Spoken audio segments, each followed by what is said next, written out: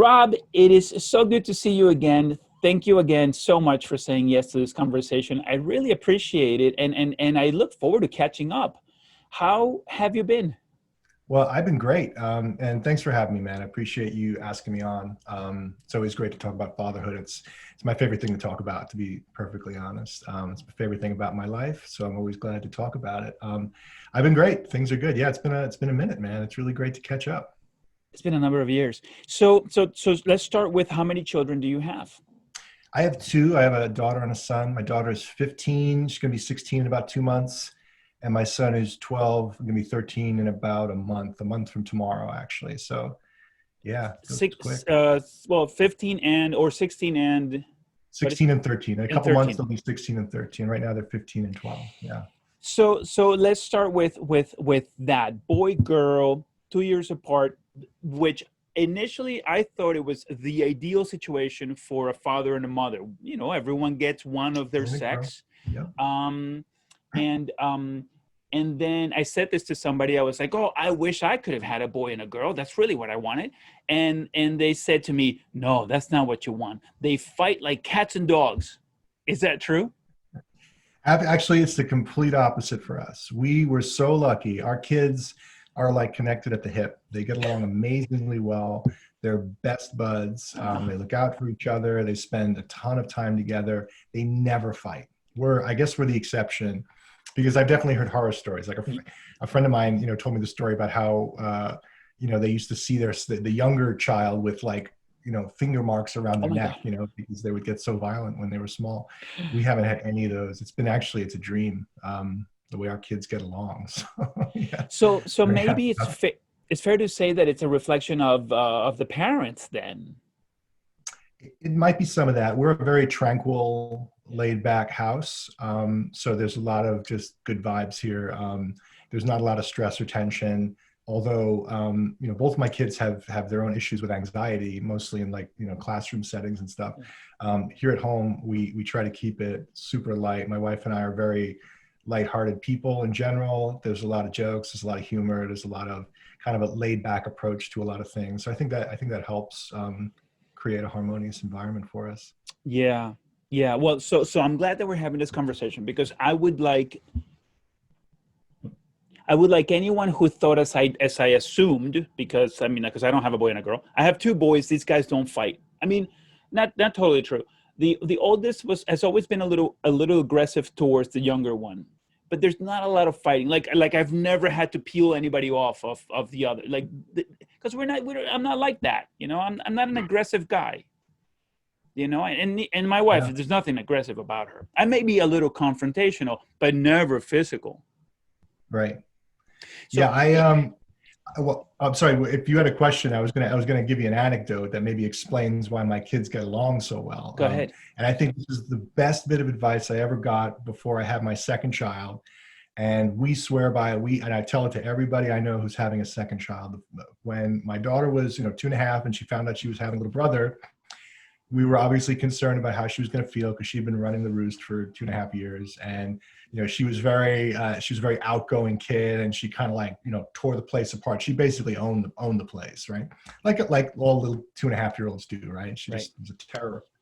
And somebody said to us, well, before, when you have the second baby, before you bring him home, buy a present and give it to your older daughter and say it's from the baby, right? Okay. And it's such a simple thing, but it made such an impression on her when we did that. We brought home Noah, my son, and we brought home a doll for Zoe, my daughter, and we said, "Oh, the baby bought you a present," and it just broke the ice incredibly well. Like, and she kept that doll for years. Like, it was her favorite doll.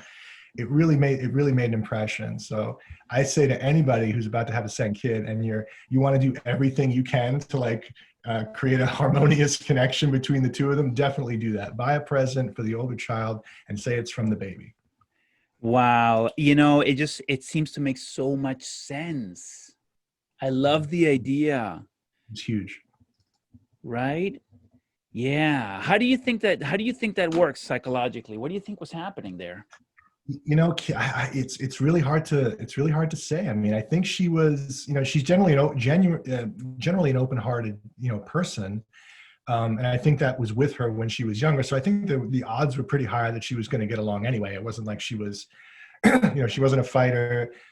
She wasn't the kind of kid that caused problems on the playground. She wasn't a confrontational kid to begin with. So that helped. Some of her natural temperament, I think, helped. Yeah. But I think just the act of generosity and showing that she mattered enough, really at a moment in a kid's life when they're probably really concerned whether they're going to matter at all. When you're bringing home a second child, their first sibling, there's got to be a lot of anxiety about that. Yeah. And I didn't have that experience when I was a kid. I'm a twin. I don't know if I ever told you that, but I have a twin. I have an identical twin brother. And then I have a sister who's quite a bit younger. She's about 7 years younger than I am. So I never had that experience because I was born right next to somebody. I never had to experience that. But I imagine it must be pretty off-putting for a kid to know there's another kid coming in the house and just not knowing how that's going to go. I think it's fair to say that most parents, I would say this. Here's a blanket statement that it's just I'm aware that I'm making a blanket statement. I would say the most parents cannot, and again, blanket statement, I get it. I know that a lot of people know, but most parents cannot comprehend how much that 2.5-year-old feels and is aware of. I tell you, all of the work that I do now, working with families, working with children, I see it all the time. All of the studying that I do, all the research that I do, every new course, every new training talks about children having a lot of feelings, being very self-aware. They don't appear to be so because they're so little. And as adults, we go, oh, she doesn't know anything. She won't know what happened. We don't have to talk to her. And it's the complete opposite. I say to people all the time, talk to your child as much as you possibly can, no matter what the age. Assume that they're understanding what you want to convey. Use age-appropriate language. Right. That, of course, do that. But always say as much as you possibly can imagine that you would want someone to tell you, even as an adult. Absolutely. I think it's a great point. People infantilize their children, even when they're older, but certainly when they're very young, they assume that they don't need to know much because they probably won't understand much. Some people give more credit to their pet's intelligence than they do to their infants or their child's, and I think, people think dogs are so smart and everything, but then you have a baby that you don't respect their intellect, even though they're very small and it's still developing. I think it's a great point. I do think that, as you say, you need to use the proper language and you need to prompt them and make sure that they're paying attention and that they're ready to absorb whatever you're going to tell them. But I'm with you. Their brains, when they're in that spongy state, when they're super young and they're able to absorb a lot of information, share as much as you can. Don't underestimate their intelligence or their ability to comprehend. And here's why. This is the part that I think that a lot of people miss. The baby may not understand all of the words, but meaning the 2.5-year-old may not understand all of the words, okay? But here's what she's fully going to understand. All of the attention that mommy and daddy were giving me is no longer there. And I know the reason. It's that guy.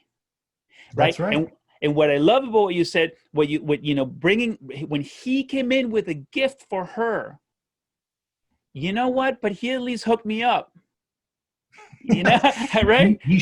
He showed that she still really matters, because he made it a priority to get something for her. So here is a big moment where he's coming home for the first time and it's his day and everyone's there to see him. But here's we press pause and we present this very special gift for this very, very special girl from the new guy. I think it dispelled some of that feeling of isolation that she maybe had. So all I can say is it worked wonders for us. And I tell it to anybody who listen, really, because it was some of the best advice I ever got. I love it. Something that I work a lot on is this idea, in therapy, right?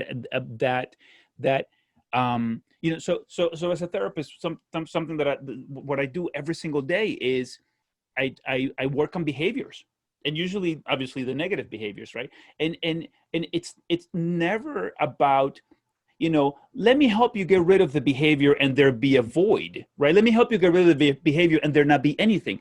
And this is something that I think everybody should understand. It's let's replace the behavior with something else, right? We Yeah, don't something more eliminate behaviors, right? We're replacing it. What is it? So you're misbehaving, but okay, but what specifically are you doing? Okay, well, let's not do that. Let's do something else instead, right? yeah. And what I love about the child arriving with this gift is that now she not only mom and dad in fact are not going to be with her as much, but here's this doll, right? This not just this gift but something for me for when mom and dad are not available. This is mine. This came in when they became a little less available. I mean, you know what I mean? There's like, I think that Yeah, there's a real that's funny. connection. Yeah, it's like it's a bit of a surrogate. It's a surrogate for your attention. That's an Yeah, interesting way to look at it. I never thought about it that way, yeah. but I can totally see that. So very cool. I don't have another example of of this example you just gave, but I do hear from time to time people say tell amazing stories, and I wish I wish I had a list of amazing things that people have done, very creative. Who told you about this? How did you do this? It was another, like a veteran parent who had just come up and had multiple kids and just had success with it. And I heard it at just the right time. It was perfect timing for Just the us, right and it time. worked great. Yeah. So very cool. Yeah. Wow, that is fantastic. Oh, and what I wanted to go circle back to is this idea. This other parent told me that her daughter and son were fought so much, and then I made the assumption, right? Because it was totally like my mind said, oh, that's what happens to all of it because that's historically what I've seen. But then you Right. say, Ricardo, no, that wasn't the case with us, and then that makes me think that for anyone in a situation currently where their sons and daughters are fighting a lot, right? And this is so important. There's a very good chance that it's the father mother team not being efficient and effective enough so that it's a trickle effect. The question that those I, you know, parents should, yeah, Yeah, the parents definitely set the tone for the household. So I think it's you go down a slippery slope when, I mean, as an adult, I had to grow out of this notion of blaming everything on my parents, or these bad habits that I have. Well, I come from an Italian family, so I talk loud with my hands.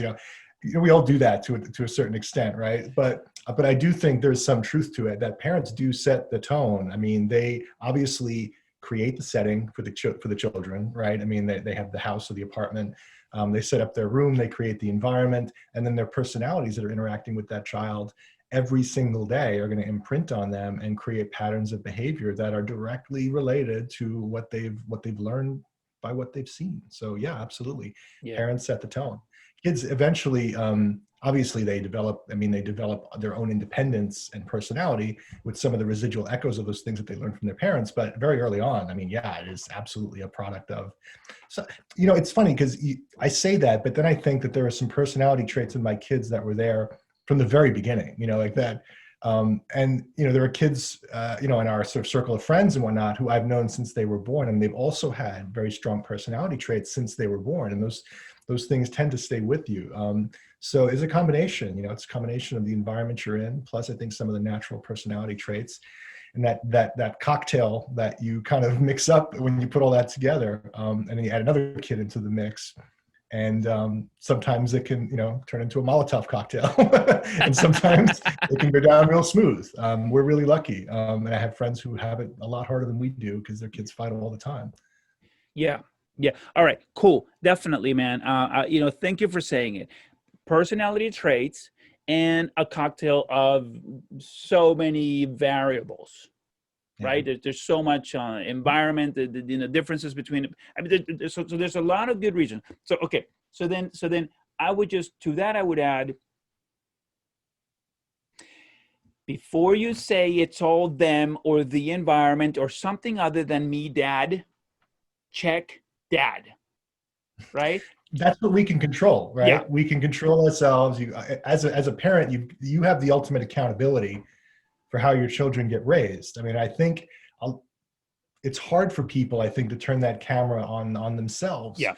because as a parent, you're juggling so much, right? I mean, you're trying to make ends meet, you're trying to raise your kids, you're trying to be a good husband or wife, you've got your career, and you're trying to juggle all these things. And I think it's very hard for people to look inward and say, am I being a good parent? You know, what you were saying, you know, we were talking off camera about this a little bit, where it's sometimes hard for people to be introspective about their own parenting style.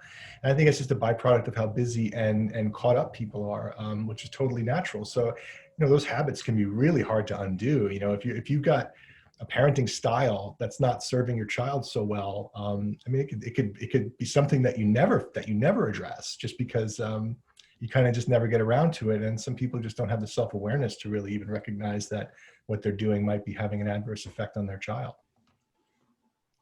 Yeah. I asked recently a woman what her parenting style was. She didn't have an answer. Yeah. I mean, it's hard for people to put in the words, because some of it happens so instinctively. Like, I don't have like a clinical definition of my parenting style. What I can say is that my wife and I take a very, we highly prioritize our children in our lives, right? So that's That's a first and parent. Yeah. foremost. That's number one. Yeah. And then things start to flow downhill from there when it comes to, you know, things like discipline and education. You know, we have varying degrees of strictness and leniency on those things. A lot of that's based on our own personality. We're very laid back people. I mean, I'm a musician, like we're chill people, like, completely. So, you know, we don't legislate things like screen time like some other parents do. We don't punish our kids really the way other parents do, because we don't have to. You know, it's like, for us, there's an educational component to discipline that to me is far more valuable than striking fear into kids. So we've never really gotten into that. I went to 12 years of Catholic school, so I've had my share of fear struck into me, which I don't feel necessarily the need to pass that along to my kids. So I think it's hard for people to put into words, you know, what their parenting style is like. I think there's a bunch of things that you do. Some of it's instinctive, some of it is thought out and planned. And in the end, you got this big bowl of spaghetti. You know, you got this big messy bowl of spaghetti in front of you. That's your parenting style. Yeah. Right. Not everyone's like you. I mean, you're a therapist. I mean, you're trained. You understand these things, and you understand these things within like silos and you know, areas of study, areas of focus. I mean, most people just don't have the benefit of that, so they just kind of roll. They just kind of roll it. But you know, you got to it right away. You got to it. You know, even, you know, if I've always, you know, you got to it right away, and I did. Meaning, if you had asked me, you know, so my oldest is 13. So if you had asked me 13 years ago, Ricardo, what's your parenting style, right? I think, and I forget the exact. Don't repeat the right. I'm sure I would have said, it's. Oh man, is this gonna sound weird? Hold on. Is this gonna sound weird? Is it? Hold on. This is what I mean. It's messy, you know. No. I have it. I just hold on. No, I got it. It's so, because you said it, but I want to say, it's me. How do I say it? Everything that I do in my life, I do thinking. I do with my kids in mind. That's my parenting style. Yeah. Right. Because from my point of view, it would have made no sense for me to have children if it wasn't because I wanted them. I wanted to be with them and for them. So that would be it. No, I totally agree with you. I think that's a great way to put it. I wanted my life to be all about the things I love. You know, like that's my personal philosophy. That's why I'm in the music business. That's why I'm a musician. And that's why I have kids, because I want my every day of my life to be all about the things that I love, right? So, and my kids are at the very, very top of that list. I think a lot of parents would say that. For us, though, I mean, it's it steered our life choices after having kids. You know what I mean? Like I have a work lifestyle right now that's very unique. I mean, we're all kind of, this past year has been different and everybody's been working from home and everything, but I've been working from home for like 8 years. And a big part of that was because I did want that feeling of waking up every day and seeing my kids and seeing them as soon as they come home, driving them to school. We sacrificed a lot when my daughter was born because we wanted my wife to be able to stay home. So we lived on one income for like 12 years, 13 years. And it was very tough because I was, starting a business during that time. And things weren't easy. There was a financial crash in 2008. So there was all kinds of ups and downs with that. So it took a lot of belt tightening and sacrifice because we wanted that for our kids. We wanted, she wanted to be with them. I wanted a lifestyle where we were all together a lot. So we've kind of built our lives around that. And that's just kind of how we live. Yeah.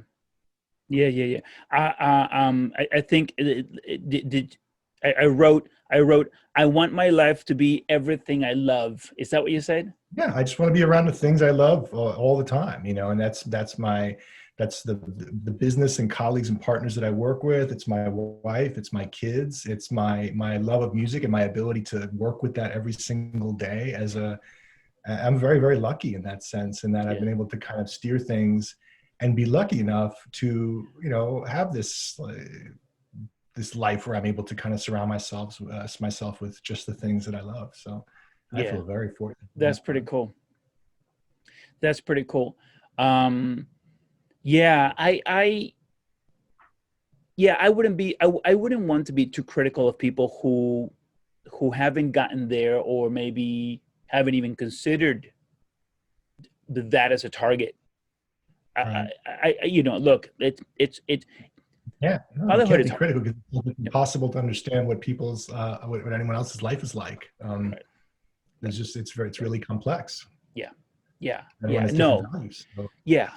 I would never judge. I would never. No, what because I don't want to. I'm hoping that the conversation helps people. Maybe even those who are saying right now, Ricardo, is like, I have no idea what you're talking about, and so then if that's the case, no one here is judging you because this is not where you are, but the conversation for me, it's intended to be for that person to hear it, like wow, really, that's what these guys are doing, right?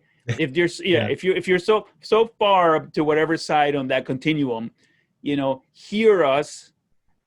I love it. I love being a dad. I think it's the coolest thing to try to show the ropes to another human being, right? Of this insane world, because I think it's a little insane. I think, right? It is, and also, I mean, it's a journey for both, right? Because I learn a lot from my kids every day, and I know I'm sure a lot of parents feel that way. But I've been able to reconnect. Well, let me make 2 points. One is that what you were saying about how everyone has kind of their different style. Not everybody's there. Not everybody's that conscious of their parenting style. I want to say, before I had kids, having a child before I actually had a kid. I don't know if this is just me or if this is all dads or all moms. Having a kid was like unimaginable. Like we had kids because my wife and I shared that value, but it was very abstract for me. Like, it wasn't like I wasn't sitting there like at the baby gym reading baby books every day, like getting ready to be a dad. Like, not at all. Like, I was completely clueless and unprepared, and had no idea what to expect. All I knew, I was panicking about money because I thought we were going to be broke for the rest of our lives. And then it's weird. Then you're kind of not, and it's okay. I don't know. It's weird. There's an expression a friend of mine from Mexico told me. I don't know if it's all over Latin America or if it's just a Mexican expression, but it translates into English that every child comes with a sandwich under their arm. Which, by the way, I hate that expression. Do you? Yes. Why do you hate it? Because it isn't true for everybody. Some people make it happen. Yeah. And my concern is that it's quite dangerous if people don't have. I think it's a fair point. Yeah. you It's know, like if wishful thinking almost. You think, oh, we'll be yeah, it's fine. quite a bit of wishful It's a big thinking, responsibility. Yes. big, My huge. point though Yeah, was, yeah, that was more of a side point. My point was really that I was completely unprepared to be a parent before I actually became one. I became a parent kind of when I saw my daughter for the yeah, first time, yeah, and then everything just instantly changed, and it was like your brain gets rewired in real time yeah, in a matter of seconds. Like it was an incredible experience to go through yeah, that. yeah. So not everybody, I don't think I was any different from anybody that may be on one side or the other of the continuum. I've gotten further. I've been a dad for 15 years. I mean, it's been a significant part of my life. So I just have, a lot of practice at this point. I'm glad that you mentioned it. I too also, I didn't go nuts reading a bunch of books. I read one single book, and I read the wrong book, by the way. I read the book that talked about toddlers and older, meaning I was getting excited about, I can't wait to teach him how to ride a bicycle, right? Teach him how to, he was like, what, 7 years after birth, I was teaching how to ride a bicycle, Right. right? That's how wrong I was. But I mean, I took, I think when I became a dad, when and a lot of us, I've seen a lot of these pictures when we're in a hospital room, right? And we had this really cool suite, and there was a couch that opened up so that I could sleep in the same room as my wife. And Yeah. and I have that picture where I'm laying on the couch, and this little bowl of meat, or little meatball is laying on my chest while my wife is getting it, and every time I see the picture, my head is pounding. Every time I see the picture, my head pounds because I haven't gotten any sleep for I don't know how many hours. And there's this little guy sleeping, and my head's pounding, and I can't sleep because I'm afraid I'm gonna roll over. He's gonna fall and fall into pieces, and and Totally. die. Totally. It's funny you talk about being in the delivery room or being in like the post birth room. I made the biggest rookie move you could possibly make, and my wife still brings it up to this day, and she's never forgotten about it. So she had a particularly long labor. It was about 28 hours, something like that. Started in the afternoon, and we didn't actually end up having the baby until late the following afternoon. So we were there a long time. We went to the hospital. We stuck it out at home for about 3-4 hours, and then we decided to go. So we were in the hospital for a long time, and it was a rough night of sleep. And I woke up in the morning after getting a little bit of sleep on the couch, similar to what you did. My wife was still in agony, and the epidural wasn't really working right. And it was miserable for her. And she was sucking on ice chips and couldn't eat food. And I was like, I need to go get something to eat. Right. And I went to the cafeteria, and the hospital cafeteria had like a delightful menu. Like I was really surprised how good it was. And they had like French toast and bacon and waffles. And I was like, okay, yeah. And so I got a bunch of stuff and I ate it, and I was like, that fixed me right up. I feel great. And I went back into the room and I started telling my wife about it like an idiot. Like I was just so deranged from lack of sleep and the satisfaction of having eaten delicious French toast, which was surprising at a hospital cafeteria.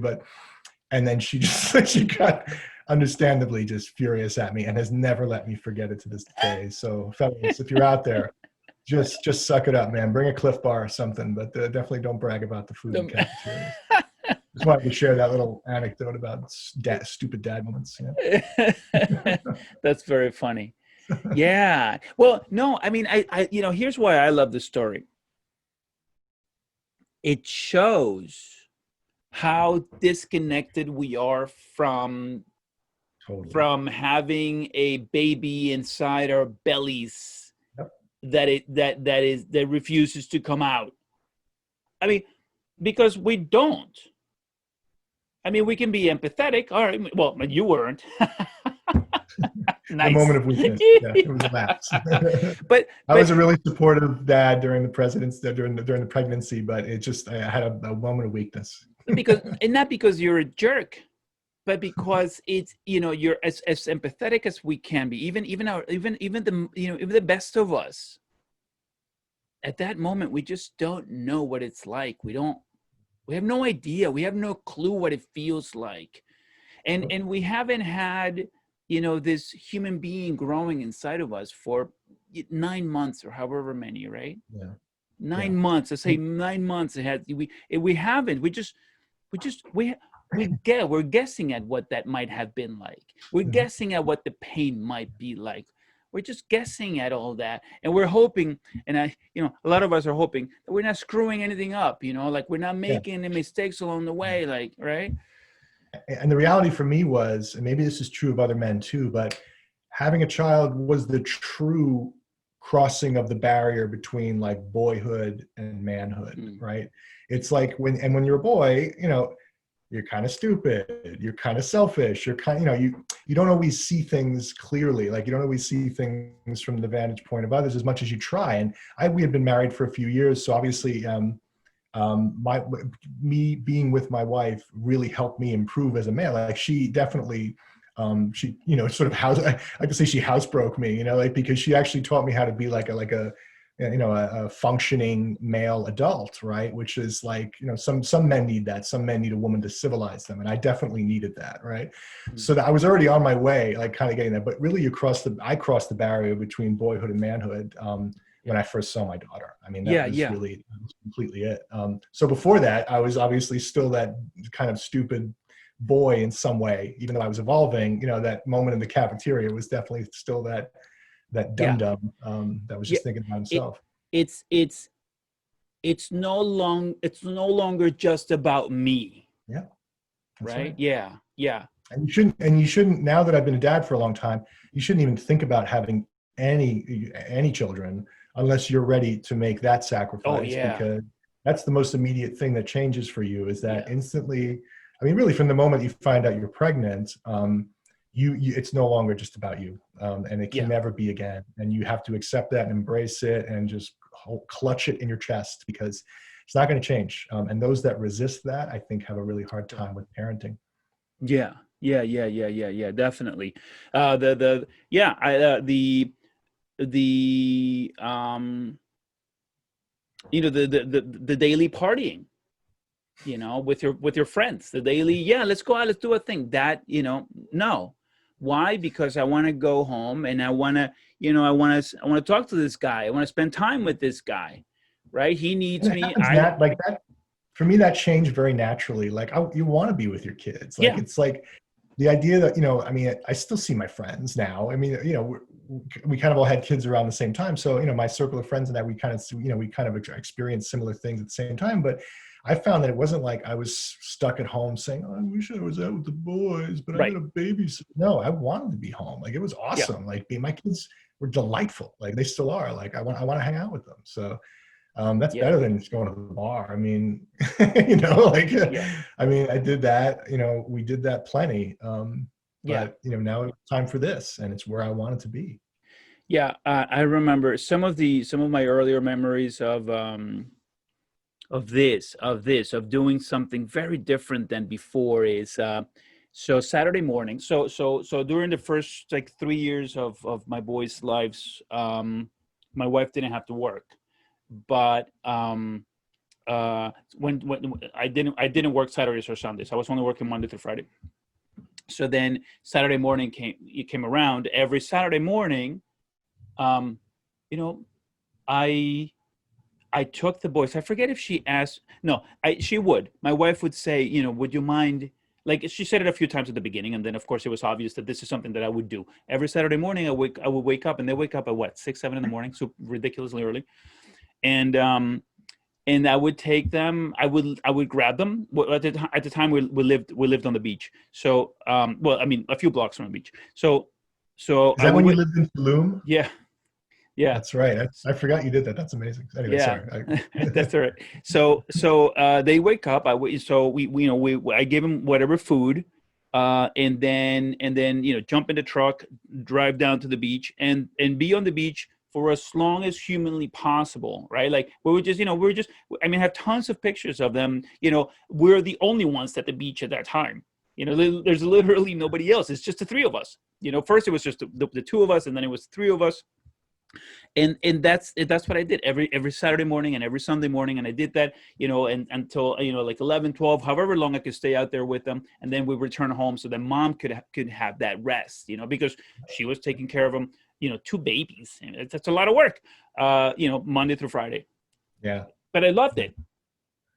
I loved it. It wasn't like, oh man, I wish I could be out here drinking with my buddies. No, this is what I like. I love watching these guys, eating sand. I mean, these guys must have eaten, a few tons of sand. Gross. I mean, that's amazing. I mean, that's what it's all about. You want to be with them. So it really isn't a sacrifice, provided you're willing to make that choice. You cross that threshold into real parenthood, where it's not about you anymore, and you do what you need to do, and you do it because you like it. Yeah, yeah, yeah. It takes work. It takes work to be to want to argue less with your wife, because you know that the being flexible in your thinking at that moment means she's happy, you're happy, the children, the whole family's happy, right? I remember, I have thought many times, this conversation isn't going to get the family together. It's not going to help us. So or this argument isn't going to help me. I'm just not going to have it, because it's more important for me to have a happy family than it is for me to win this particular argument, or even to have it. Definitely. It definitely changes the whole dynamic with your spouse too. I mean, you guys are talking about different things. You're focused on different things. You're spending time in different ways. You're having to carve out time for each other in ways that you never had to before you had a child. All that stuff is work. I mean, all that stuff takes work. It will not happen if you don't make it happen.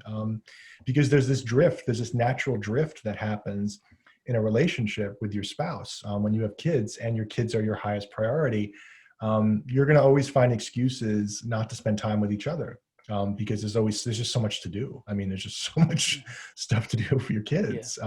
The first few years, I mean, it was just a blizzard for us. I mean, especially when we had the second one. For us, we had friends who had a second child, and they said, "Oh, it's no big deal. You just throw another kid on the pile. You have a third. It's like, who can?" For us, having a second kid was like having 5 kids. It was much, much harder. It was, so it was like this blizzard of stuff for years. And, I do believe that I call it brain damage that happens when you're a new parent. The combination of the lack of sleep plus that, kind of rewiring of your brain that happens very, very quickly. I think it's brain damage. For me, it was a very positive form of brain damage, but it does alter your thinking. And so the way you relate to your spouse has to evolve as well. And you got to work it. You got to work at it, because there's a natural drift that will keep you guys busy doing other things. So you got to make time for each other. And that has a detrimental long-term effect if you really neglect it. Yeah. Because now you and your spouse aren't as connected as you were. And the kids feel that, the kids pick up on that. Yeah. There's things that you do with your wife, that you guys do together that you can't do with the kids. I mean, you can't like have a romantic dinner with your kids, and we need that as people, right? Those are important things for us to kind of sustain and nurture ourselves. So you got to work at those things. It's harder. Yeah, I remember early on hearing from others that my wife and I needed alone time, and it took me many years to say to her, yeah, okay, let's go. She wanted alone time, with me, that we should do things together without them. And I remember not being ready for it. I remember not like, no, I want the 4 of us to be together. Bring them along. Yeah. Right. Yeah. Yes. I want the 4 of us. I want to, like, I had them. I want them to be around, and I resisted. But from time to time we did do that. And you're right. Something that we don't talk too much about here, and during these fatherhood conversations, primarily because many men just don't bring it up. This idea that we have to take care of our partners, that we have to take care of our wives, right? That we have to focus also on the relationship. Without a good relationship with your wife, what kind of a family do you have? What kind of children? What kind of a relationship? What kind of a father relationship do you have with your children if you don't have a good relationship with your wife? Not a very good one. Yeah. And every interaction, everything's instructional for them. We talked earlier about not taking their intellect for granted. We also can't take for granted, there's this tendency when kids are small to think that they're not picking up on something, or they're not noticing something, or they're not listening, but it's just not true. So every interaction you have with your spouse that's within earshot of your child is staying with them in some way, and it's creating some kind of impression for them, and that can be positive or negative depending on what those interactions are like. So you want to keep that as healthy as possible, because it absolutely has an effect on your kids, Yeah. I think a pretty profound way. I mean, my kids ask me all the time, like when they hear my wife and I even like just raise our voice, like we don't really fight, but we definitely have had raised voice moments before. And plus, she's Greek and I'm Italian. We tend to raise our voices even when we're not at all angry. So they're very sensitive to that though. And they're like, Dad, is everything okay? Like, what's going on? Yeah. Like, yeah, it's Yeah. fine. Like, Yeah. so they're just, at least my kids are super sensitive. So those dynamics, but the dynamic between you and your spouse is critical to their own sense of mental well-being, to the kid's sense of mental well-being. I want to add, not just earshot, but eye shot. We're always modeling for them. Yes, absolutely. Right. If we're in, is and when you said earshot, I remember I thought maybe she's in the kitchen and he's on the couch on his phone. Maybe she's upstairs and he's on the chair in the dining room on his, doing his, like, if they're not coming together and the child is here in the middle, they're seeing that there's these. Yes. They're seeing the distance. Yeah, the distance. They're seeing and feeling the distance. It has it. I believe things like that have an effect. Now, obviously, look, I mean, our lives are complicated and messy. I mean, you can't always curate the ideal scenario for your kid to witness. I mean, we're all stumbling through our days, just trying to get through it, especially these days, right? So, I mean, it's going to be far from perfect. That's another thing that we need to teach our kids, though, is that perfection isn't the goal of anything, and what flaws in your relationship, maybe with your spouse, or maybe the flaws they see in you as a person, how do you explain those to them in a way that's constructive? Because I do believe that, like, I'm a very, I kind of like own my faults. Like I'll talk to my kids about my faults. I'm not like the old Jackie Cooper type dad that just keeps it all inside and they never see me cry, or, I talk about this stuff all the time. Like I talk too much, about it, because I find it interesting. And I believe it's important for them as they develop their own sense of self-awareness, which I've always thought, few two people have, which I think is essential to having a good mental health as an adult, is having that self-awareness and that introspection. So I'm trying to demonstrate that to them all the time, by bringing up my own faults and talking through them. So that's not an easy thing to do, because a lot of dads are very proud, and they don't want to show weakness in front of their kids. But for me, it's not weakness. For me, it's about being real comfortable in my own skin, and I want my kids to feel that way too. Yeah, I like that a lot. I'm wondering if you're saying what came to mind to me was, I will narrate a failure. So that's a good way to put it. Okay. Yeah. So that's what you're saying. Yeah. So an example is, on days that they don't have electronics, right? I'll say, we'll sit and we'll talk. We'll sit in the living room. Usually the three of us. Sometimes mom will join, but often mom is like, I'm tired. I don't want to be here, which is cool because it's the boys and me.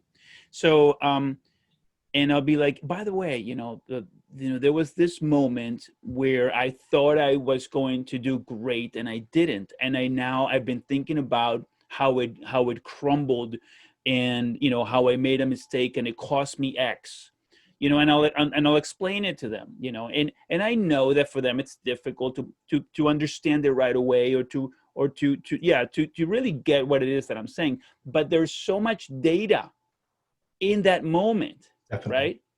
Right? I'm a big believer in that approach, being real didactic, being real narrative about things, including things that aren't so great, like, and including apologizing to your kid. It's like, I've definitely had my moments where, like, I've either, reacted badly to something, maybe overreacted to something, was real negative about it. And then you kind of cool off and you collect yourself, and you should talk to them. Like if I yell at one of my kids, like I don't really yell at my kids that much. So when I do, it's like a big shocking deal for them. And that could actually be a very useful tool, right? When you want to, kind of get them to behave better, right? You can kind of use that anger that you've been holding back from them, and then they kind of like, oh my God, but anyway, but there have been moments where I've reacted badly, and I've had to sit down with them and say, look, what I just did was wrong. you said this, I took it the wrong way, I overreacted, I'm the adult, it's my job to react the right way and to calibrate my behavior, and I didn't do that, and I'm sorry. Like, I'm not afraid to apologize to my kids if I do wrong. So I think that's also a very adult thing to do, and it's not weakness at all. And I want to show them, not that they have to apologize for every little thing. I mean, my kids tend to over apologize sometimes, about things that they don't, when they don't do things wrong, like, oh, sorry. Like, it's become a very casual thing that people say, but I mean, a real heartfelt apology, I think, is something that everybody should really know how to do. And there's nothing weak about that. Yeah. No, you know what? I mention it quite often. I'm glad that you're saying it, and I will say it again. I too apologize. I learned how to apologize. I've been apologizing for 13 years with great ease. Yeah. No, I always thought of these guys as individuals, not, they're not mine, Right. and they're You have not respect for them. You respect their individuality. Yeah, Right. yeah, they're not extensions of me. And so as individuals, I look at them and I go, hey, by the way, listen, I'm really sorry. What yelling at you was wrong. I'm sorry I did this. I flew off the handle. And I'll say, and here's an example of what you were saying earlier. I said, I have my own issues that I'm working through, right? Mm-hmm. And I'm not so much anymore. I've actually, but for a decade I did, right? Where I would just become so angry. And then I would say look, you know what, whatever thing, that happened to me, whatever trauma I've been carrying, I'm working on it. I'm sorry.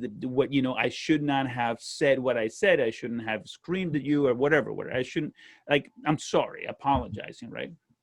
I think it's fair because your kids, if you're, lashing out in anger with your kids, which everybody does at some point, right? It's not a very human, natural thing to do, right?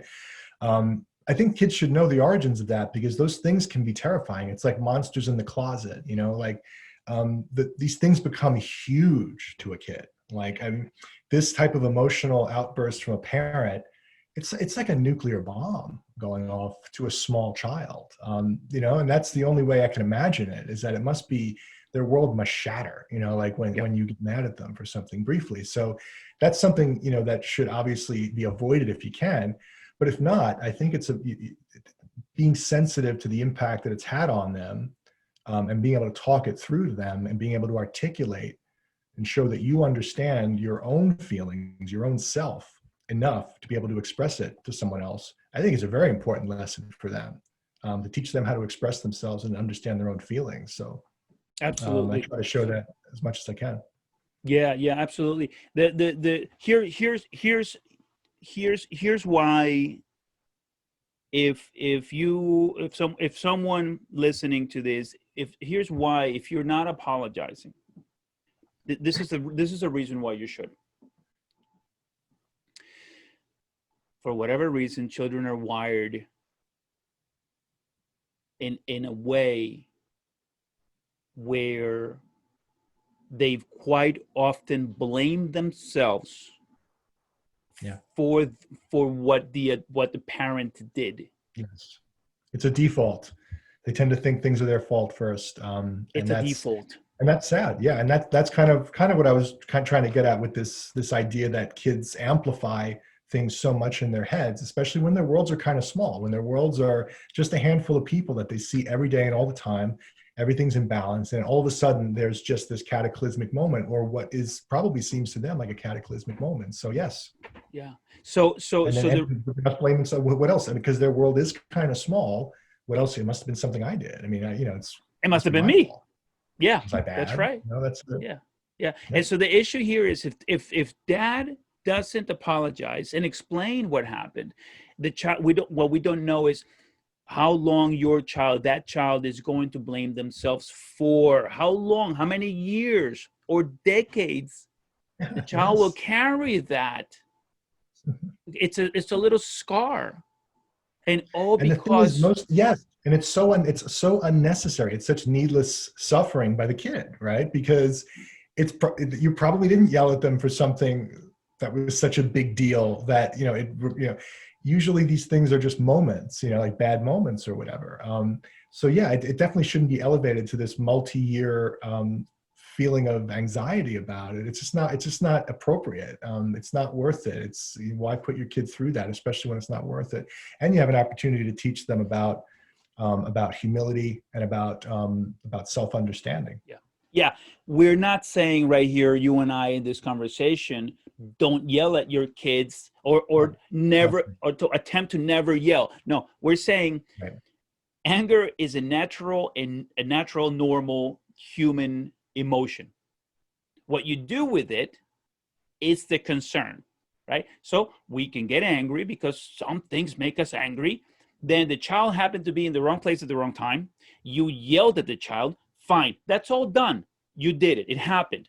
Now what we're saying is, because you love this other human being, and now you understand that they blame themselves, you called it a default setting.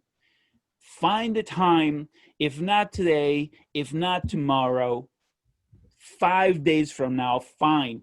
30 days from now, fine.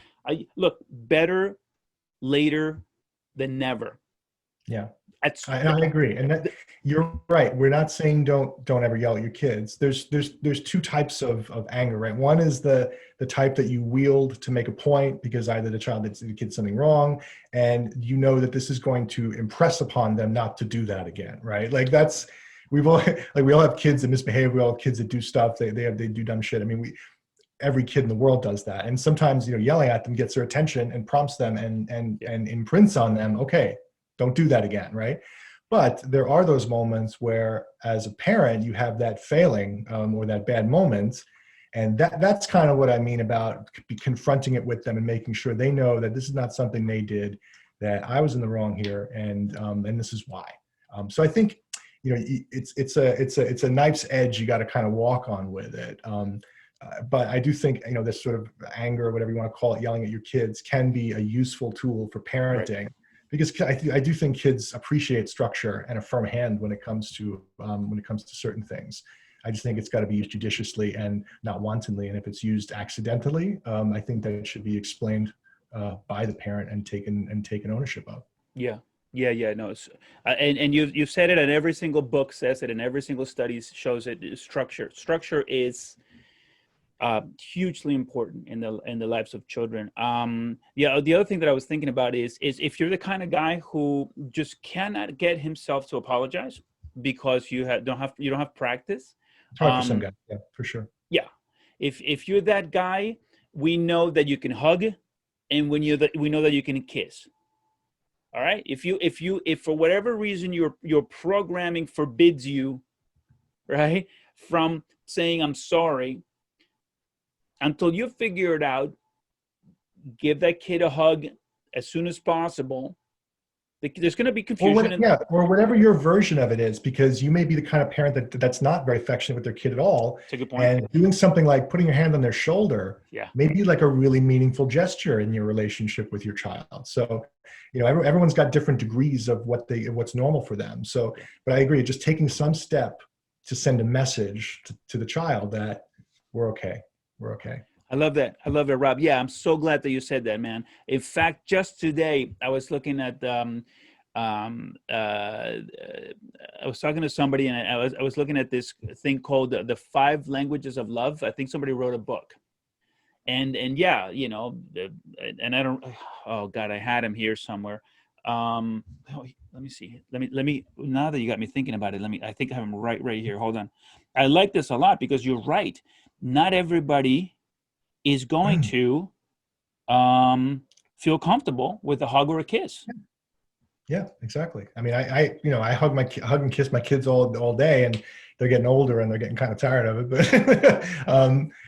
But that's definitely not the case for everybody. But there's some version of that you have that would be an expression of would be like an expression of something to let the kid know you're safe, you're secure, we're okay. Right. Because I do think that goes a long way.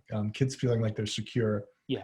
Nothing can make a kid feel more insecure than instability in the parental relationship. I mean, at least that's been my experience. So settling that as quickly as you can, I think, is going to be good for them. Absolutely. Here, the 5 love languages.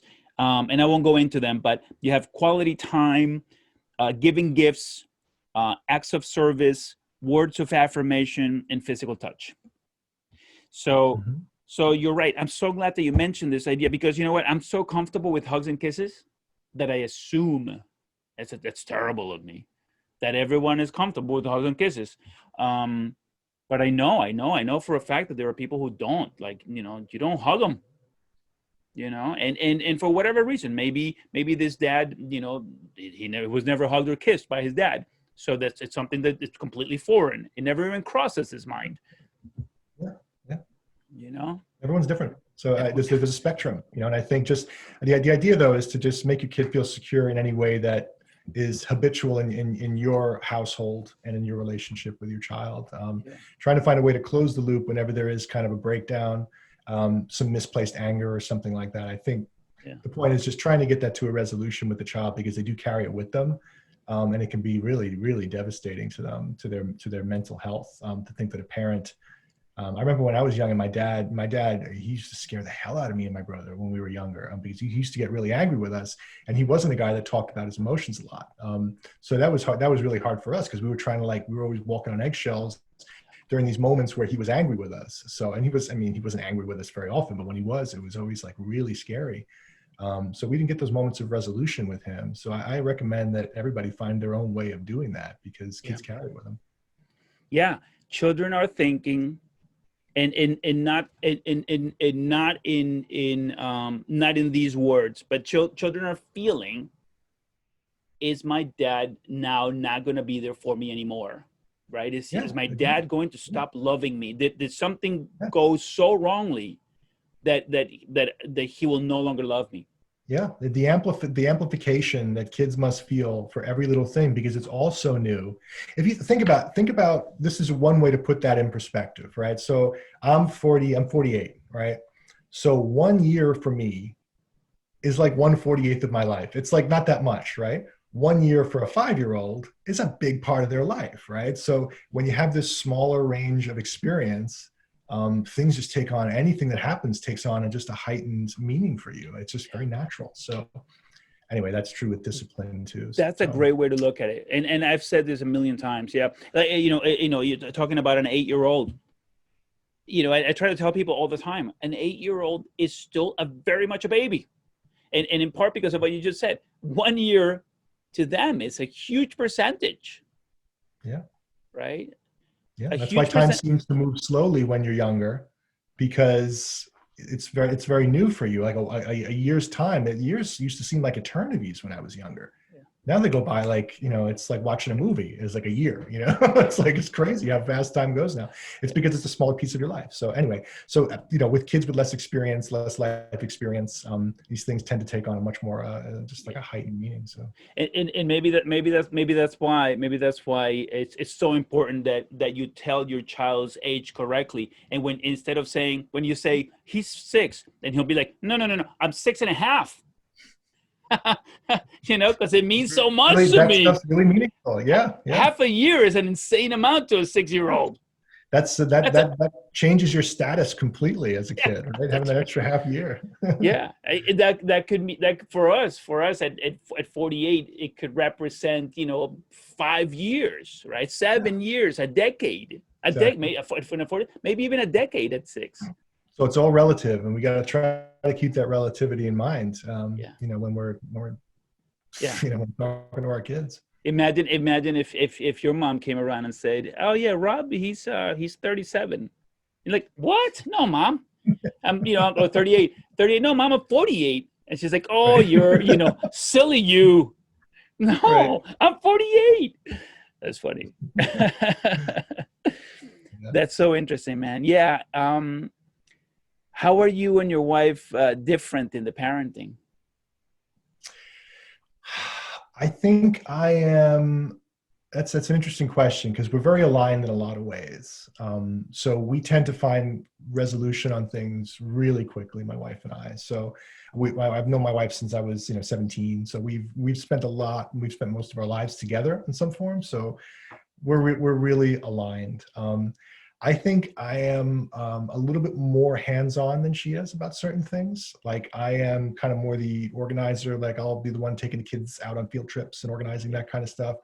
Whereas she's more like teaching them things around the house and teaching them kind of practical lessons, things like that. So, it's complementary. We Yeah. both do things that the other isn't so great at, and that's really what it's all about, right? And that's the kind of partner you want. There's somebody that complements your skills, and makes up for your own shortcomings. So, and that's what we have. A partnership. A Yeah. partnership. Yeah. Any That. partnership works that way, right? I mean, works best when you have that balance. I've been very fortunate in that we do have that balance. Yeah. Yeah, you have been. That's so important. I talk about this often. I talk about in our partnership. I try that I try to ensure that my wife and my children, that we're all leading with our strengths. I absolutely love that idea. It's like that. And where it's most important is many of us have heard of parents saying to one child, "Oh, you're no good at that," right? Or like pointing out deficiencies. Whereas in when you're leading with strengths, it's well, let your brother do it, he does it so well, right? Or mom is Right. doing, Right. yeah, or mom is doing this because she does it better than I do, so duh, of course she's going to do that, whatever it is. It's no, it's an excellent point. I mean, celebrating strengths is a lot better than pointing out weaknesses, because those things have a way of defining a child in the end. And it can almost, in your own mind as a parent, and this is one of the things that I've had to learn, and some people have been advising me on, which is you don't want to have expectations. You don't want to imprint expectations upon your kids. It's a really dangerous thing to do, because sometimes your expectations may be high. Sometimes you may underestimate your kids, right? So you don't want to do either one of those things, because those things can end up defining the child, and it can be really damaging. Like if you're the kind of, like, let's say you have a child and you're like, oh, that, I love him, but I love her, but whatever. She's probably not gonna, doesn't seem that smart, or she doesn't seem like she's gonna be that great.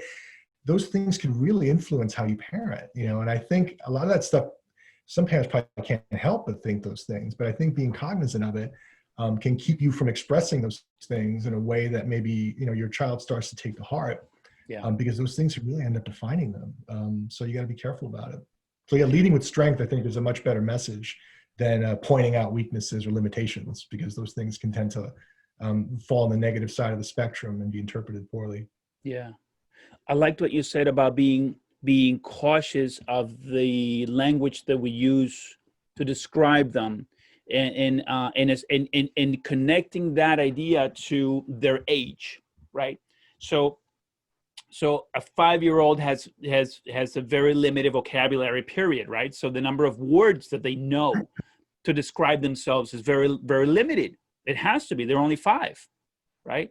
So then when you introduce a single negative word into such a very Yes. limited vocabulary, it's a huge percentage of the vocabulary. That's right. It's the same thing. It's exactly what we were talking about a minute ago. Yeah. That's how they interpret negative reactions by their parents. They take on such an outsized meaning. Yeah. Same thing with negative words when they're introduced into like a limited lexicon. I'm not a child psychologist, but that makes a lot of sense to me, right? Like, just as common sense, that you want to try to keep those things out as much as possible, because I mean, these things can, and I have a daughter, and I don't know if this is true of all young women, but I suspect it's true of a lot of young women, where that she was super confident, like as a young girl, like, and from the time that she was like 2 until she was like 10 or 11, she was just like a wrecking machine, right? She just busted into every room and just took over and lit the place up. And then as she started to get into her teenage years, that self-esteem starts to drift downward, and it's just very naturally. And you kind of, like, as a dad, you're like, what's going on? Like, why does this happen? And you start to realize that it's a condition that probably a lot of teenage girls go through because of a lot of the different pressures and imagery they see and things like that. So you don't want to make that worse, right? By you don't want to accelerate that self-esteem issue that may be coming when they're teens, when they're younger, right? I mean, there's no reason to do that. You want to try and build them up as much as possible, because they are going to have so many external pressures on them that could send those negative messages themselves, and they want to have as much armor and as many calluses built up as possible in positivity and confidence and feeling good about themselves. Yeah. Yeah, I love that, man. That's totally right. Naturally, um, very quickly after puberty, it, especially apparently girls, it seems that it's mostly girls rather than boys seem to start, losing that confidence that they had. Yeah. And now the what we're seeing in the research being done on social media, and how it affects children of that age. It's exacerbating it to the extent that suicide rates for this age group, 15, Very 16, scary. is going through the roof. Very scary. Yep. So it's a Yeah. mhm. It's a very real thing. I mean, from one day to the next, my daughter was not caring about her body image to asking me, like, literally every week, Dad, do you think I'm fat? Dad, do you think I'm fat? Like what's going on here, right? So anyway, my point is, kids have enough pressures, external pressures, that can affect their self-esteem, that you don't want to be the one. You want to be building them up and not breaking them down. Yeah. And your point about leading with strengths, I think, is a really good message. Yeah, absolutely. There's a saying that every single human being knows. Well, again, it's a crazy blanket statement, but that most people know, which is, if you have nothing nice to say, don't say anything at all. And this applies to your Applies to your children, kids. to your kids. Absolutely. Don't If you have nothing nice to say to your kid, boy or girl, whatever age, as long as they're your children under your care, living in your house, 18 and down, whatever. If they're still living at home, even at 20 and down, to newborns, if you have nothing nice to say to that child, to that person, to a little person, boy or girl, don't say anything at all. Again, because even at 20 years old, there's still such a limited vocabulary. But also, you are not just in a position of power. You're their parent. You're their dad. So it's an extreme position of power. Yes. It's in their world, it's total power. I mean, it's Total. absolute power. So I totally agree. So you have a lot of sway and influence, obviously, over your kids. And so for me, I try to be, because I've seen this happening over the last few years with my kids. I've seen their self-image start to decay, as they get more into, they interact more with the outside world than they ever had before.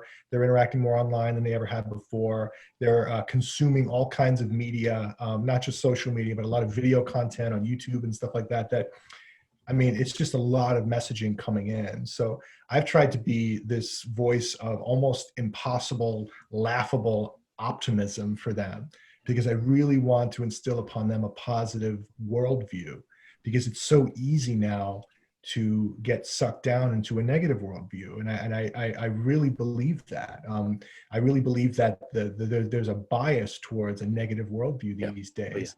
Because, look, we're living in troubled times. I mean, everywhere you look, I mean, you turn on the news, you look outside, you look online, you're seeing just this pulsating negativity around you from whatever avenue you're in, whether it's online trolls or bullying or politics or COVID-19 or whatever. I mean, it's a lot, right? So I try to be this beacon of almost like impossible optimism and positivity for them, because I really want them to try to build up that sense that life is great, life is worth living. I want to be here. I'm excited to be here. Like, I'm excited to wake up every day. Like, I genuinely feel that stuff, and I really want to sell that to my kids as much as possible, because I know how many forces are out there pushing downward on them. So.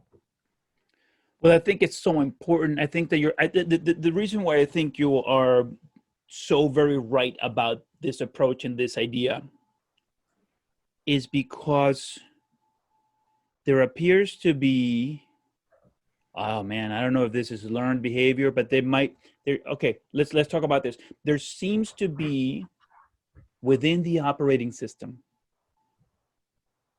some appeal towards the negative, towards the doubt. Right? There seems to be that we within our original operating system, we seem to be more lean towards believing the negative about us. Yeah. There seems to be I don't, that. I can't explain it. I sense what you're saying is true, but I have no explanation for it. It's one of those things that feels right just from my own life experience. Yes, I would agree with that. Again, I don't know why, but I don't know why that is, but I do feel like there's a bias. It's just for some reason easier to be negative about things than it is to be positive. And I don't know if that's a Yeah, modern phenomenon or if it's always been like that, yeah. or if it's just in my head, but it definitely does seem that way to me. It So does seem that way. And that's why what you're saying is so important. You know, that's why what you're saying is so important. Build them up. Build them up. Be, you know, hyper positive, overly positive. Just because we I think that we have to work. What the work that we're doing is really fighting against what appears to be this this very, you know, in this innate, this grasp, you know, like this negativity pulling on us. yeah, It almost appears that it's difficult for us to believe that we're intelligent, we look good enough, that we're smart enough, that we're loved enough. that's right. Everything seems to Right. be chipping at, trying to attempt to chip away at these truths. I have no doubt that your daughter is beautiful. I have no doubt that she weighs just fine enough. I have no doubt that she's smart, and yet she has It's all such a baseless. hard. Yeah, it's all this distorted self-image that she, and believe me, it's not. I mean, it's not isolated to my daughter. I mean, this No. is something we observe amongst, and we hear from. I hear very very similar things from our friends who have kids who have similar ages. So, All the research, um, Rob, is showing these you know these sorry to interrupt, all the, you know, this the suicide rates, Rob. It's not just, you're right. It's happening it's really all around scary. us. It's really scary. So yeah, so for me, that I think the only you have to be a counterweight to that. And we could talk about, I mean, the causes. I mean, things like social media. I mean, all things like that are definitely play a role. But so I try to be a counterweight to that as much as I can, by, as I said, being almost like laughably positive. Like when I drive them to school, I'm like, guys, it's gonna be a great day today, guys. Let's get it, you know. Yeah, Like, and you know, and you know, they like that, you know. We get along great and it's everything, but great. I know they're like kind of rolling their eyes too. But I don't care. Like I'm gonna keep selling it because I believe it. I think it's important for them to internalize. They also might be programmed to roll their eyes, meaning don't stop doing it just because they're rolling their Right. eyes. Yes, agreed. Yeah, and I definitely don't stop because of that. Right. They're Yeah, gonna get that positivity from me whether they want it or not. So because I absolutely. know for me it's like an elixir. It's like a drug. Like, and when I need to go out and find that, I need to recharge that battery, and I do it with running. I do it with work. I do it with music. Like I do it like, you know, it's something I have to feed. Like it's, Yeah, so I know that, you know, you gotta work to keep that yeah, alive. And I'm also fortunate. I have a great family. I have, you know, things are great. You know, like, I mean, my life is good, yeah, so I'm very lucky. But you do need to feed that, because it does get away from you. And I think that's why, you know, we have a lot of depression in this culture, because we do let that positivity get away from us. And you know, it's very easy for that negativity to take hold. yeah. It really is, man. I think, you know, we're touching on something so important. You know, because again, you're saying this. You're saying this. You're saying, you know, you gotta work to keep the positivity alive. You gotta work to keep your marriage happy. You gotta work to be yourself happy. You gotta work to keep your children happy. Yeah. Happy, apparently, is an insane amount of work, right? And yeah, happy is what you make it too, because I think that you can put this, you can idealize this concept of happiness that, you know, people in other countries, they look at Americans, you know, our obsession with being happy, and they think it's funny, right? Like, what? Oh, Americans want to be happy all the time, right? Like, we don't want to be happy. I mean, I don't want to be happy all the time. I just am happy all the time. Like I'm, you know what I mean? Like, but I know that it takes a certain discipline and it takes a certain kind of, you know, lifestyle and habits to maintain that sense, because things, you know, can change. So Yeah. so for me, I work really hard on those things, and I try to teach my kids those things too. Well, I mean, look, I'm sure there's hold on. I'm sure I'm sure. So let's talk about this for a second, about what other countries might be saying about America and being happy. I'm sure that there's been There's been a lot more, a lot of people that are far more intelligent than I am that have tackled this. Okay, this idea about American happy. I know that they have, and I know there's a million books going back and forth with the happy or not happy. But I got to tell you something, man. Happy to me in America. So let's say in America's what, 300-500 years old. But that, but no. But the whole happy in America, maybe let's call it 200 to 300 years old. Let's go back to China. 3 to 5,000 years ago, they had mindfulness, and mindfulness, my friend, looks extremely happy. That's a good All point. right. Yeah. So I yeah, it's not an American novelty. Yeah, I know what you mean. Yeah. So, right. So, yeah. I think we're the first culture. I think what people are probably responding to when I've heard people talk about this is that we're the first country where we kind of grow up expecting to be happy. Like we feel almost entitled to it. Like that kind of American exceptionalism thing is like, the pursuit of happiness is in the Constitution or the Declaration of Independence. And the pursuit of happiness. No, but I'm telling you, man, I don't know. Okay, I'm not the right guy to have this discussion with, but I'm telling you, man, like you look at Buddha and mindfulness, and that looks very happy. And if I recall correctly, everyone back then loved the idea, right? Yeah, so back when there was way less than a billion, huh? Buddha's game was tight, man. I think so, right? Because it probably felt pretty happy, and if everyone wants that, right? I don't know. Okay. Anyway, no. So because I guess maybe my arguing comes from, I love the idea of wanting to be happy, and of wanting our children to be happy. That's cool, man. I think that if you're trying to do that genuinely, right? Like if it's coming from a good place in your heart, then I think the point, and I'm sorry to interrupt you, but I think the point that I like to make to myself is that in my experience, now I'm a functioning, healthy person, thank goodness. I don't have there are people with mental health issues that this is not something that they can do. But I believe that for like a functioning, healthy person, happiness is a choice, right? I mean, and I choose it, right? And I want my kids to choose it as well, because happiness can be right where you're sitting. You can be completely happy and content, just being yourself, just living, just existing. I choose that. I choose to feel happy about that. And I think some people choose not to. Some people don't have a choice, as I was saying. Some people have mental health issues that deny them of the ability to make that choice. I have the ability to make that choice, and I'm choosing happiness. And I know other people that do as well. I also know some people that choose not to. And they could choose, and they choose not to. But for me, that's really important. And I know that's kind of a nuanced point to make. But I do think that it's something I want to teach my kids as much as I can, is that happiness is a choice as much as it's not. Bad things don't just kind of happen to you. Bad things happen to everybody, right? But the way you interpret those things is going to determine the quality of your life, right? Because you can sit there and think that it's just raining bad fortune on my head all day. Or you can say, oh, I got a little wet today. I'll dry off and I'll be fine tomorrow. That's kind of how I've been able to view the world, and it really helped me. So it's one of the things I'm trying to teach my kids. But it's hard because there is so much negativity out there pushing back. Oh, well, so because a lot of negativity pushing back. We just talked about that. It just seems that we are so attracted to the negativity too.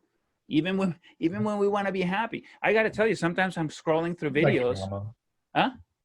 We like drama. We like to have these little bombs dropped in our lives, and it gives us a sense of meaning. And I think that's valuable for some people, to have some people anchor and identify with a certain amount of unhappiness and suffering. And it's some people, it defines them. It's like some people become addicted to their suffering. Now, again, I'm playing amateur psychiatrist again, but just from what I've seen, from people I've met in my life, some people seem to really thrive on the negativity, and it gives them almost like a purpose. It's crazy. It's not something I understand, but it is something I think is out there. I wonder if on a deeper level, it appears to them to be easier, right? Like, it's easier to be negative and angry than it is to attempt to be happy. I completely if anyone thinks like that, I completely disagree with that idea. I think it is equally difficult to achieve mastery in either. Yeah. I think you're right. I think there's a certain amount of, if you're just kind of meandering through life, negativity will find you. You know, problems will find you. Like and if you don't have the tools to sort of deal with those, whether it's just even as simple as just having a positive outlook, you're a glass half full kind of person, you know, those little things, those little values, they really can carry you through those bad things. I mean, but it was the people that don't nurture those, you know, those habits around positivity can maybe, you know, find themselves getting consumed by the negativity, because it doesn't stop. I mean, life doesn't stop throwing bad things at you. No. I might be giving you the impression right now that, you know, everything in my life is great. It's far from it. I mean, it's just, it's crazy and chaotic, and, you know, crazy things happen all the time, very serious things too. It's just how you come out of those things. I've always been very fortunate. Like I've always, even when bad things have happened to me, like years ago, I look back on them and I kind of remember the good things around those times rather than the bad things themselves. And maybe that's a gift, I don't know, or maybe that's just something that I've been able to cultivate through Cultivation, sure, man. through intention. But it really has helped me in my life. You know, get through some tough times, and get through tough times feeling really good too. Like I feel really good and happy. So I think it's worth it. It's worth the effort to push back on that negativity as much as you can. It's worth the effort to attempt to cultivate a positive outlook, a mindset, positive mindset. Yeah, absolutely. And I have a way. There is a fairly quick, easy way to get started for anyone who's listening to this saying, well, how do I even get started with that? We now know that, and I see this, I see it as I read it, and I see it in people. Cognitive behavioral therapy, CBT, very short, it's not the kind of therapy that we used to, that you know, the classic laying on the couch, you know, and having to relive your childhood so that you can finally get better. No, if you want to cultivate a positive attitude and mindset, if you maybe you don't even have to go to a therapist. Find yourself a book, find yourself some videos on CBT that to target one item, one thing that you don't like about yourself that you're saying, you know what, I wish I could change that. If you wish you could, if you ever say to yourself, I wish I could change this about myself, find it in CBT. You can absolutely do it. Absolutely. It's intention, effort every day. It's the Japanese concept of continuous improvement. It's something that I believe in very much. You don't need to go to therapy necessarily. You can. Therapy can be enormously helpful, but you can just work on it a little bit every day. Find something, exactly what you're saying. I mean, I'm a big believer in that. It's something anyone can do. Yeah. Anyone can do it. Absolutely. This also made me think of another tool that is so easy to use for anybody. Anybody can use this tool. NLP, neuro linguistic programming. Yep. It's got amazing little like short bursts of just, you know, ways of changing your thinking, and then you can you can be on your way. I mean, NLP is. I mean, the concept is.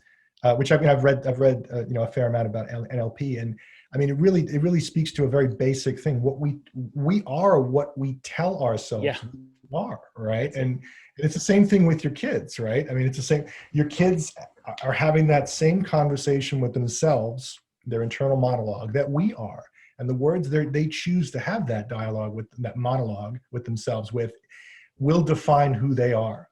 So I'm all about flooding the zone with as much, you know, positivity and empowering language as possible, mixed in with a few, you know, outbursts and and you know, things like that. But you know, I definitely try my best, because I find that it's really important to wire your brain right around the right language. Wiring your brain around the right language. Yeah, no, I love that about NLP. I think, you know, this idea, you know, about, you know, a tiny little thing that you don't like about yourself, and instead of going in your mind, if you know you're about to go, let's say you're in an interview, and you historically you have thought of yourself as somebody who doesn't interview well, right? if you can, right before you go into the interview, maybe wear a watch or something, it gives you a number of ways of doing it. The one that I thought of was just wear a nice watch. Wear your nicest watch to the interview. And while you're in there and you want to project, this confident person, right, that historically you think that you haven't been, and you think of you being, confident. And that's just what you're saying. Yeah. What we think of ourselves turns out to be who we are.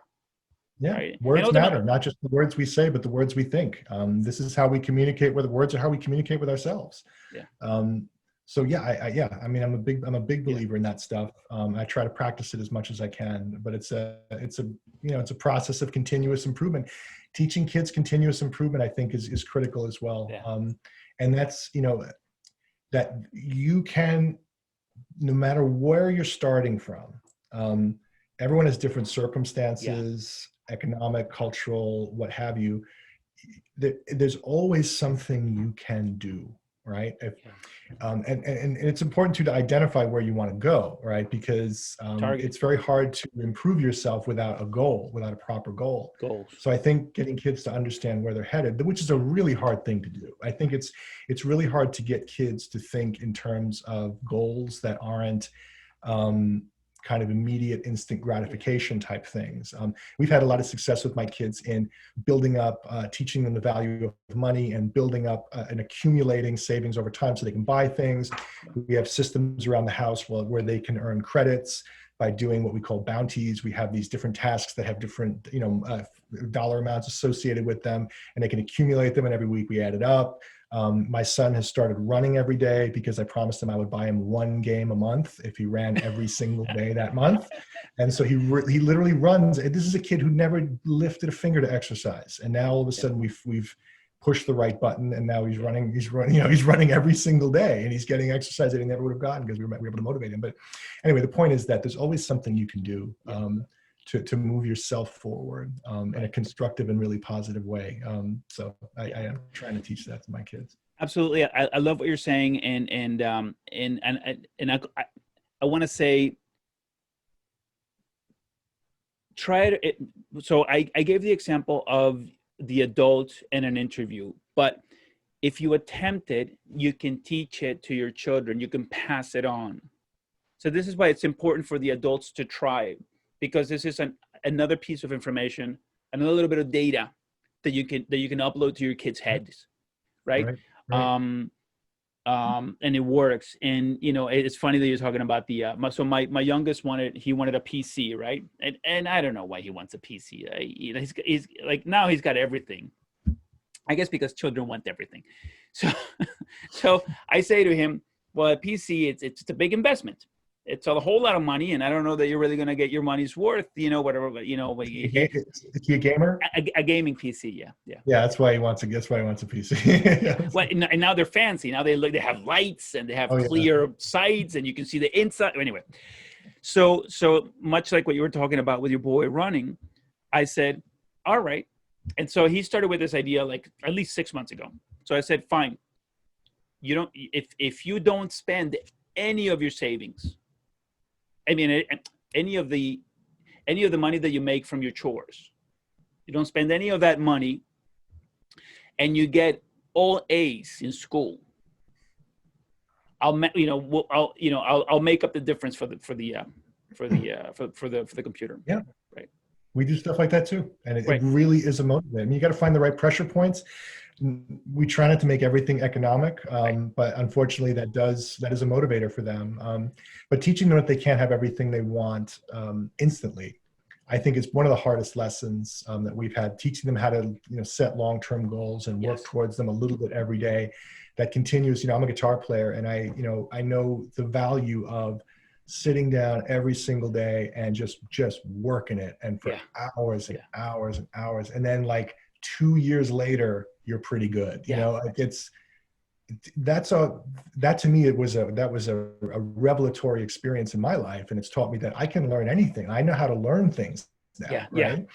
That's kind of the only way to learn something, is to just sit down and just do it, and do it repetitively forever, right? For as long as you can until you get good. Teaching that to kids though is hard. And because I'm not, I'm not Tiger Dad. I'm not sitting my kid down with the cello and the piano and making them go to lessons from the time they're 3 years old. I mean, we were not those kind of parents No, at I all. can't do it. Nothing wrong with that. We're just not, that's not how my kids, my kids would not have responded well to that, nor are we the types that would have imposed that on them. Yeah. But teaching that's been a big challenge for us, teaching them how to value the long-term, create long-term goals and chip away at them, and how it does work. Because you can't sit down with them and tell them, if you do this for this amount of time, it's going to work. They have to actually do it and experience it for themselves. So getting them to do it is hard. You're doing it. Here's what I want to highlight about what you're saying. It's difficult as it is to find the right way to teach the lesson.